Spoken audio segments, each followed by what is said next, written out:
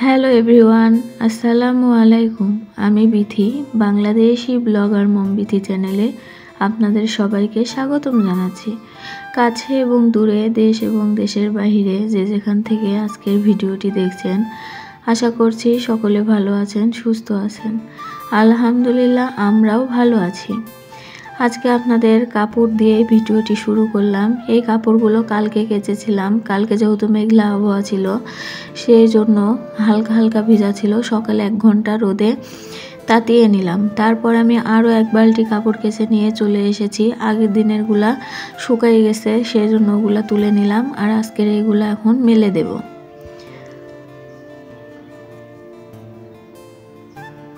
শুধু যে 1 বালতি তা না, এগুলো মেলে দেব দিয়ে আমি আরও 1 বালতি কাপড় ভিজিয়ে দেব। যেহেতু সামনে রমজান মাসের জন্য বেশ কিছু প্রস্তুতি নিয়ে রাখতে হয়, যেরকম ইফতারের প্রস্তুতি, সেই সাথে ঘর বাড়ি গোছানোরও একটা প্রস্তুতি নিয়ে নিতে হয় মেয়েদেরকে। বেশ কয়েকটা বিছানা চাদর জমে গিয়েছিল, সেই জন্য ভাবলাম রমজান উপলক্ষে সব কিছু কেচে ধুয়ে পরিষ্কার করে নিই। এখানে বাবুদের জামা কাপড় আছে, এগুলো সমস্ত কিছু আমি গরম পানি আর সার্ফ এক্সেল দিয়ে ভিজিয়ে রেখেছিলাম। এখন কেচে নিয়েছি। আর লেপটা আর কম্বলটাও রোদে গরম করে নিচ্ছি। মাঝে সাঝে লেপ, কম্বল, বালিশ রোদে দিলে ভালো লাগে। এই তো এখন সমস্ত কিছু এগুলা মেলে দেব। এগুলা মেলে শুকানোর পরে তারপরে আমি আবারও বিছানা চাদরগুলা কাচবো। তারপরে এই যে ভুঁড়ি নিয়ে এসেছিল আমার আব্বু, সেই জন্য আমি ভুঁড়িটা এখন গরম পানির ভিতর ভিজিয়ে রাখছি। গরম পানিতে বেশ কিছুক্ষণ ভিজিয়ে রাখলে উপরের যে কালো চামড়াটা, এটা খুব অনায়াসে উঠে আসে। তারপরে আরও 1 হাঁড়ি গরম পানি করে নিয়েছি। এই পানি দিয়ে আমি এখন বললাম না বিছানার চাদর কাচবো, সেগুলো ভিজিয়ে দেব। বিছানার চাদর, বালিশের কভার এগুলো গরম পানি দিলে খুব তাড়াতাড়ি পরিষ্কার হয়। আপনারা তো দেখলেন 1 বালতি কাপড় আমি মেলে দিয়ে আসলাম ছাদে। এখন আরও অনেক কাপড় আমি ভিজিয়ে নিচ্ছি।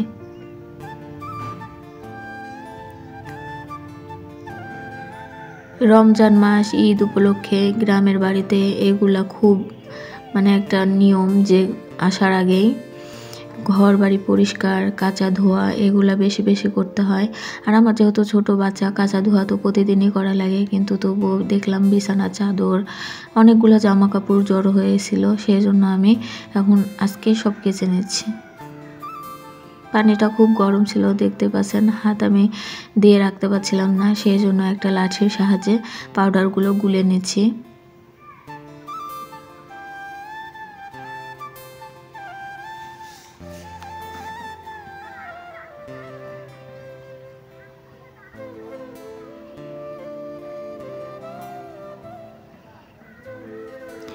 আগের কাপড়গুলো যে মেলে দিয়ে আসলাম 1 বালতি বাচ্চাদের, ওইগুলো আমি কেচেছিলাম। আর এই বড় কাপড়গুলো আপনাদের ভাইয়া কেচে দেবে। আসলে এত কাপড় আমি কাচতে পারি না, বড় বড় যেগুলো আছে কাচতে পারি, বাচ্চা নিয়ে হয়তো বা হয় না, সেই জন্য আমি বাচ্চাকে একটু ধরেছিলাম। আপনাদের ভাইয়া এগুলো নামাজে যাওয়ার আগে কেচে দিয়ে যাবে। আমার বালতিটা যেহেতু ছোট হয়ে গেছে, সেই জন্য সবগুলো একবারে ধরবে না, তাই আমি গরম পানির মধ্যে চুবিয়ে চুবিয়ে আলাদা বালতিতে রাখছিলাম। সবগুলো ভিজানোর পরে আমি একসাথে রেখে দেবো।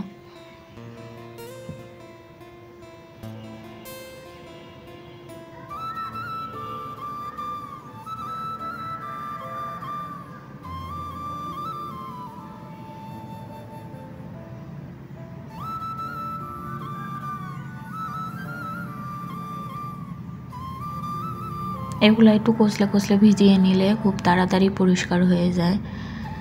এ তো এখন সবগুলো আমি চুবিয়ে রাখবো 8 ঘন্টার মতো, তাহলে এটা বেশি তাড়াতাড়ি পরিষ্কার হবে। ভিজানোর সাথে সাথে কাপড় কাচলে আমার মনে হয় খুব বেশি একটা পরিষ্কার হয় না, সেই জন্য আমি কাপড় ভিজিয়ে রাখি কিছুক্ষণ, তারপরে কাচে। তারপরে যে ভুঁড়িটা ভিজিয়ে রেখেছিলাম, এটা দেখুন গরম পানিতে দেওয়ার কারণে কত তাড়াতাড়ি এটা পরিষ্কার হয়ে যায়। কোনো ঝামেলা ছাড়াই এটা খুব সুন্দরভাবে পরিষ্কার করা যায়। তাই যখনই ভুঁড়ি কেনা হয় আমি চেষ্টা করি যে সব গরম পানি দিয়ে পরিষ্কার করার জন্য। এটা ছুরি বা যে কোনো ধারালো চামচের সাহায্যে এটা একটু ঘষা দিলে উঠে আসবে। দেখতে পাচ্ছেন কত সুন্দরভাবে এটা উঠে আসছে। এটা কেউ কেউ বট বলেন, কেউ কেউ ভুঁড়ি বলেন, তো আমরা যে ভাষায় বলি সেটাই বললাম ভুঁড়ি।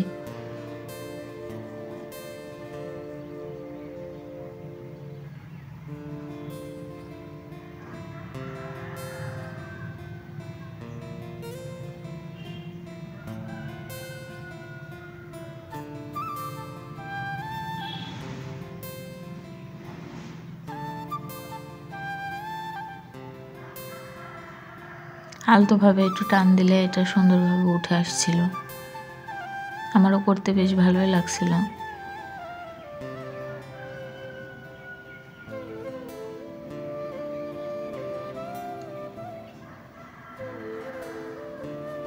তারপরে আমার এতক্ষণ যারা ভিডিওটি দেখছিলেন, ভিডিওটির কোথাও কোনো অংশ যদি আপনাদের এতটুকু ভালো লেগে থাকে তাহলে প্লিজ আমার চ্যানেলটিকে সাবস্ক্রাইব করবেন আর আমার ভিডিওতে একটা লাইক দিয়ে দেবেন। আপনার একটা লাইক আমার ভিডিওর পরবর্তী ভিডিও বানাতে উৎসাহিত করে।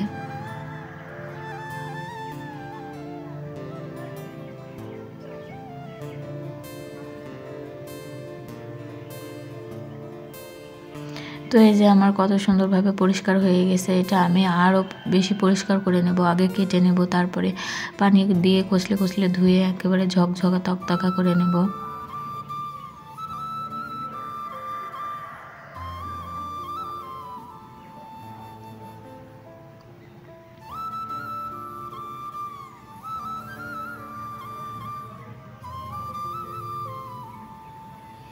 নিচে যে তেলের মতো আছে এগুলো দেখলাম অনেক ময়লা, তাই আমি কাটার সময় এগুলো ছিঁড়ে ছিঁড়ে ফেলে দিচ্ছিলাম, দিয়ে এখন কেটে বেছে নেব।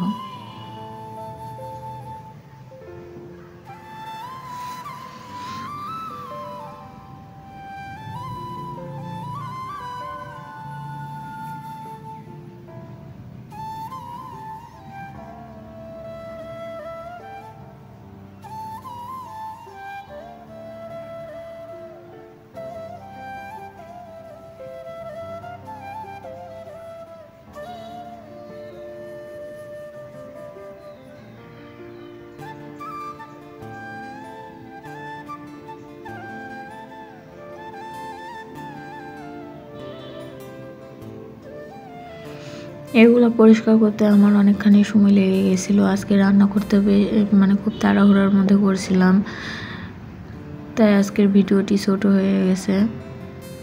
আপনারা প্লিজ ক্ষমা সুন্দর দৃষ্টিতে দেখবেন। তারপরে ভুঁড়ি কেটে বেছে পরিষ্কার নিয়ে চলে এসেছি রান্না করতে।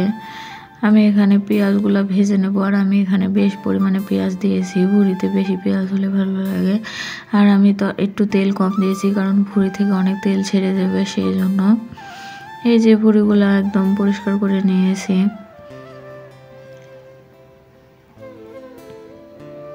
এখানে আমি কিছু পরিমাণে আলু কেটে নিয়েছি, যেহেতু আলু দিব একটু ভুঁড়ির মধ্যে।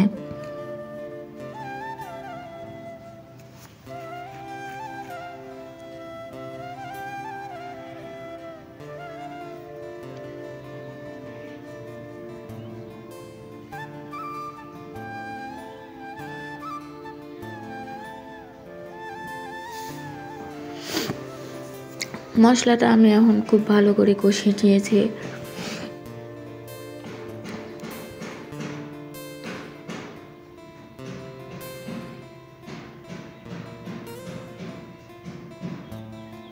ভুঁড়ি গুঁড়া দিয়ে দিলাম। এখন এটা আমি অনেকক্ষণ কষিয়ে কষিয়ে রান্না করতে হবে, যেহেতু ভুঁড়ি সিদ্ধ করতে অনেক বেশি দেরি লাগে, আর আমার রান্না করতে এমনিতেই আজকে দেরি হয়ে গেছে।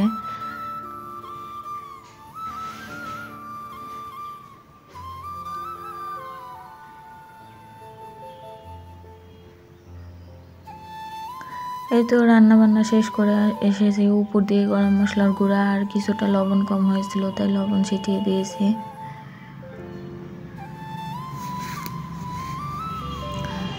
সন্ধ্যার সময় এখন আপনাদের ভাইয়া গজা নিয়ে এসেছিল, গজা খাচ্ছিলাম। তাহলে বন্ধুরা, আজকের ভিডিওটি এতটুকুই। আমার পাশে থাকার জন্য ধন্যবাদ। দেখা হবে আবার পরবর্তী কোনো ভিডিওতে। আপনারা সকলে ভালো থাকবেন, সুস্থ থাকবেন, সাবধানে থাকবেন, আমার চ্যানেলের পাশেই থাকবেন। আল্লাহ হাফেজ। আসসালামু আলাইকুম।